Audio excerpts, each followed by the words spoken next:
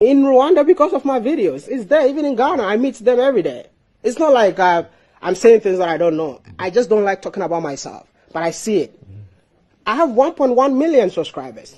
You know, I didn't want to talk about the numbers, but it seems you want me to talk about. All these people, knowing that I'm from Ghana, they come here, they visit all the time. How do you fund your trips around the country, the continent? I fund them myself.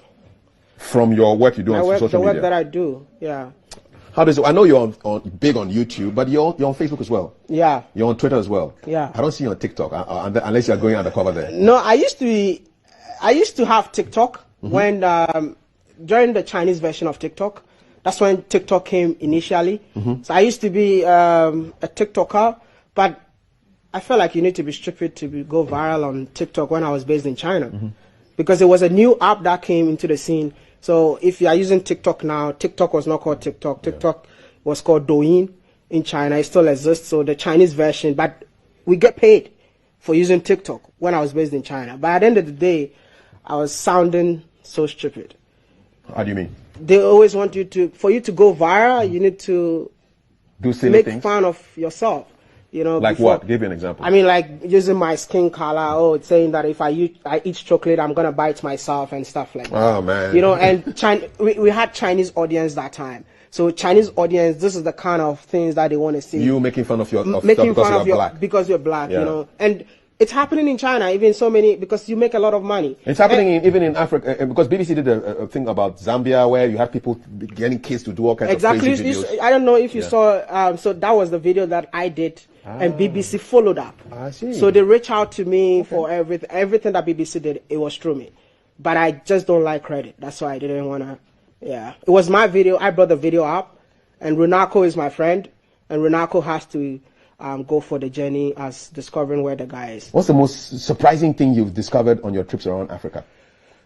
When I went to Namibia, meeting the Himba tribe, when I found that as a visitor, they have to honor you or give you a woman to satisfy you before you continue your day. Satisfy how? Yeah, sexually. Okay. Yeah. Did you No, not really, but it was shocking. Not really. No, not really.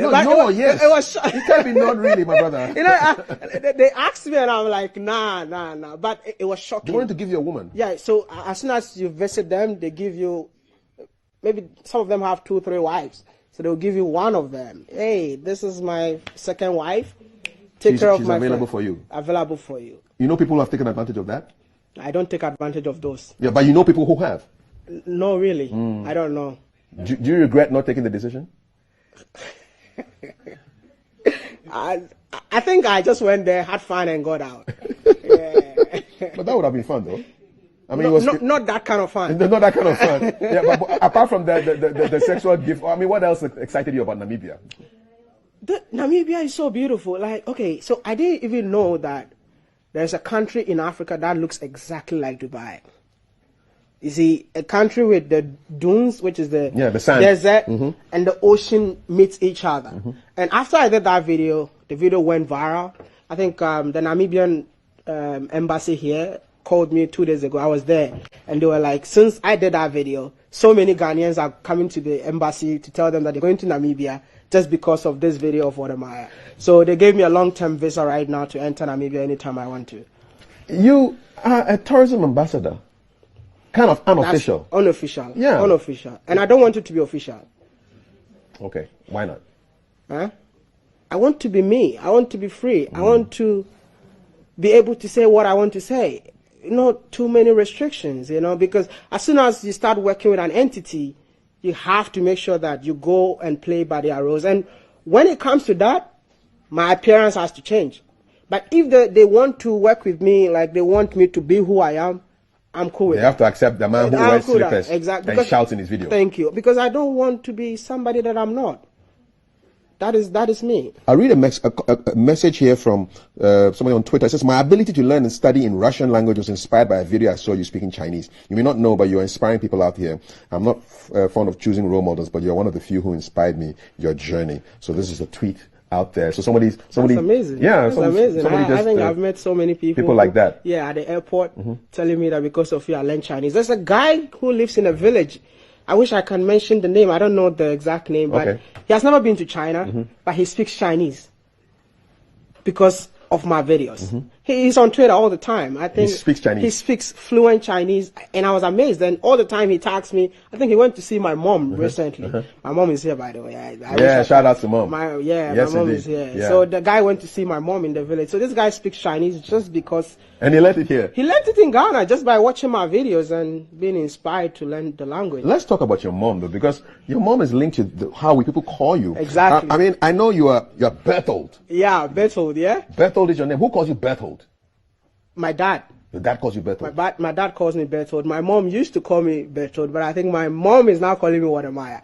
I wish she can come and say hello to you guys. We'll take a picture with her. When I was in China, I was an engineer, right? But my dad was like, you know what? Don't do this. I mean, you cannot do this and stuff. And I spoke to my mom on phone, and my mom told me that, you know what, do what you do. But on a low key, I'm going to convince your dad. Okay, so she's going to do the groundwork for you. So my mom did all the background work. 2 weeks later, my dad called me and said, okay, I accept the fact that you want to be a YouTuber. So my name used to be Ghana Baby. Yes, because you are that on Instagram. Thank you. Yes. So I changed the YouTube brand from Ghana Baby to Wadamaya. What does Wadamaya mean? My mom. In Chinese? Yep. Wadamaya. Yep. Okay. Wadamaya means my mom. Did she tell you what she said to your dad or did to your dad for him to change his mind? I have no idea till today. Please, we'll ask her today. We'll ask her today. I have no idea. So, I mean, this is just a great story. Yeah. And do you find people asking you for money because they think that you are making a lot of money on YouTube? It's a lot, you know, and I don't even know what to do because personally I declared this year as the year of charity. I saw that. Giving back to the society. But it seems people see me as somebody who has made it in life. No, I just feel like I need to help, you know, and I have a platform and I want to use my platform to touch lives. I think we've done a lot of projects this year, and every day when I wake up in my DM, I'll get over 30 messages. People asking me for money. What are they? For what reason? School fees? School fees. My mom is sick. I want to go abroad and stay. Every day? Every single day. Every single day. Especially when I post about something that, together with my audience, we did. To help some people out. To help some people out. Like, for example, you helped some yogurt seller do something. I met this yogurt seller. Let's see the story. Wow. That's I think the story should be... Yeah. Okay, so you tell us about it. So the yogurt, I was just vlogging and I met this yogurt seller, and then I gave him 100 cedis because I interviewed and I asked him how much does he make in a day, and he said 20 cedis. So he touched me and I gave him 100 cedis. Out of nowhere, because the camera was on. So people watched the video and started sending me money to go and give it to the yogurt seller. Wow. So I didn't know how to do it. So I decided to spend a day with the yogurt seller, take my own money, call Freedom Cheddar. He came out of his meeting. He also Cheddar, the tiger guy. The tiger. The guy was That's his new name, man. Okay. Yeah. Also came out, gave the guy money. We raised almost $1,000 for the guy. Oh wow. Yeah.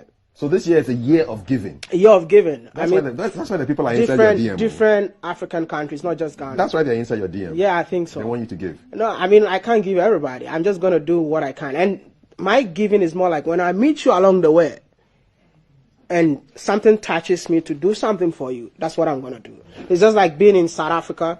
I went to South Africa, flood happened. I felt like, you know what, I can help this guy because the man lost the wife and the son. And he doesn't have a house to live in right now. So I decided to tell my audience, can we build a house for him? And my audience responded. Whoa. My audience, I'm going from Zimbabwe, I'll be in South Africa just to go and build a house for someone I don't know anywhere. You understand? Wow. I went to the Volta region. I met a lady who said the mother died. Because the mother died, she was in Accra. She asked to go to the Volta region. And when she went to the Volta region, she wanted to do something for herself. So she decided to train kids with disability. So when we went there, she was doing that in her room.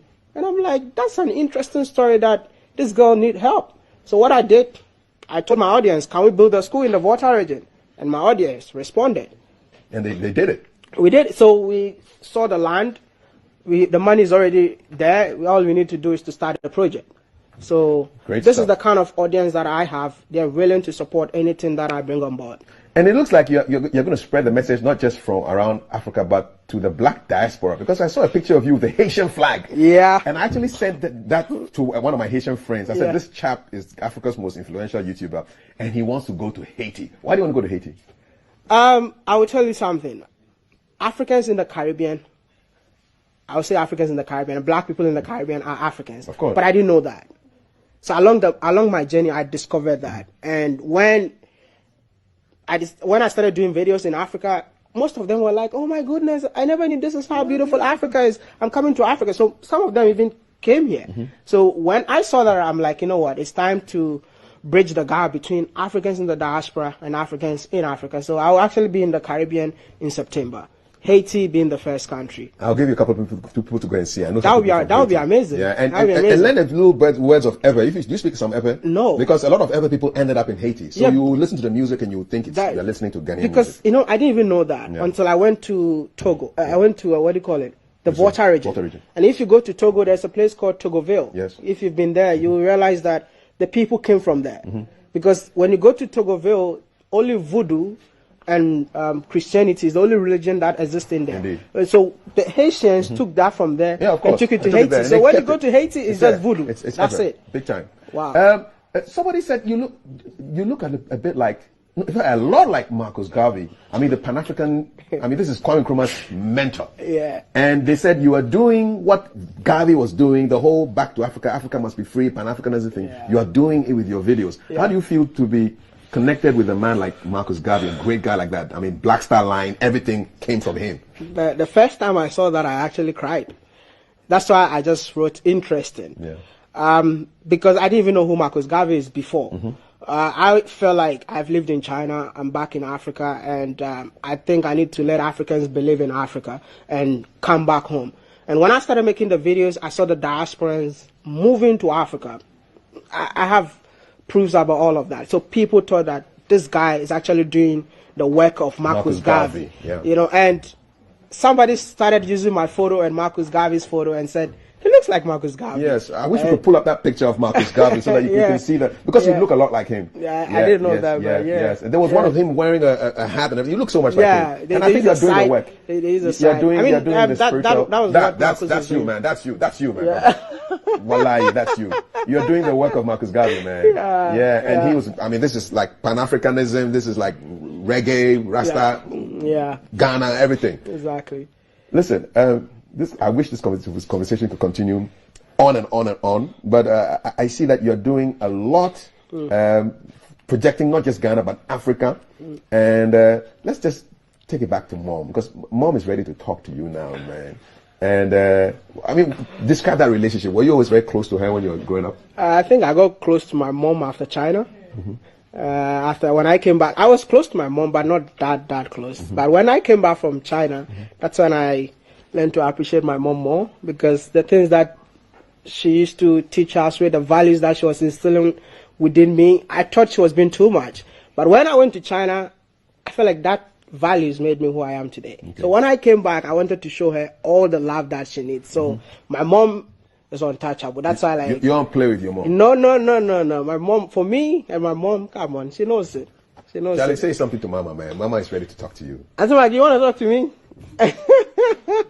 So she's the superstar of my channel. Yeah. So every milestone we celebrate. So if we get 200,000 subscribers, I need to celebrate my mom. 300, we need to do something for her. We bought a car for her, for the channel. We do so many things just on her behalf. What did you think about all you're doing, with this stuff that you're doing? I have an estate in Accra, just named by, what am I? That's her. That's my mom. Yeah, she keeps, you could talk to her. Her microphone is on. Auntie Maggie, your mic is on. You're on TV. Huh? I'm on TV now. She's shy. Auntie Maggie, shy. Auntie Maggie, how are you doing? I'm good. You're good? Mommy is good. Auntie Maggie, we are proud of your son. Thank you. Mommy's shy. Yeah. Yes. You feel like crying. Yeah, I know, right? She's an amazing woman. She's an amazing woman. She's an amazing woman, very supportive. And the fact that I decided to even drop aeronautics and follow and YouTube, this vlogging, and she still backed me, that is rare. I want to ask Auntie Maggie what she told your dad. How do you call your dad at home? Kapi. What did you tell Kapi to make him change his mind from engineering to YouTube? But I'm saying there. Well, yeah, the first video be onye Chinese be baby now yen or zimpua or the shanano. And I cross so ornamensa na sooner or botronum. No, no, or be free. Catch them there. Monshaza, I'm a banner, na papa no suhuni. Ne feed no buffo cried, the one fan and call school there on your mistake for Unkidago on 5 other kawa, no that say, be saying, and the papa no buffo cry. Nam so ye be an afrema, and town don't Jamie Monka. Now, only Abatano yan and Cassa. This on a Cassa, a be a damanda manori, no bachelor no woman no swat us. It's a fear no. Now come above from ma baby arche. So what did she tell him? For those who don't speak fancy. Oh, okay. So what my mom said was I did 2 videos in China where I was drinking water, but it's in a glass of an alcohol. So you might think I'm drinking alcohol. Yeah. And being a pastor's son, a lot of people know your dad, you're drinking alcohol on camera. So I think my dad got mad because somebody told my dad that we saw your son drinking alcohol at this place, and I think that resulted in the anger of my dad when he called me and told me not to do YouTube videos again. Yeah. You know, you're the first person to get this story on camera. Thank you very much. You're the first person. No, you're amazing. Thank you very much. You're great. You're a legend. You're amazing. You're a legend. You're the first person. So she told him something? Yeah, definitely. Definitely. My mom called me and said, but I want to say something. When my mom called me to tell me that now you can do what you're doing, I called my dad. My dad says one thing. You speak Chinese. Why are you acting this way? Whilst you can have impact with the language that you're speaking. So you know what I want you to do? If you really want to do this, use your Chinese that you speak to convince Chinese people that Africa is beautiful. Wonderful. When I was doing videos, my videos were not even going viral. But after that advice from my dad, I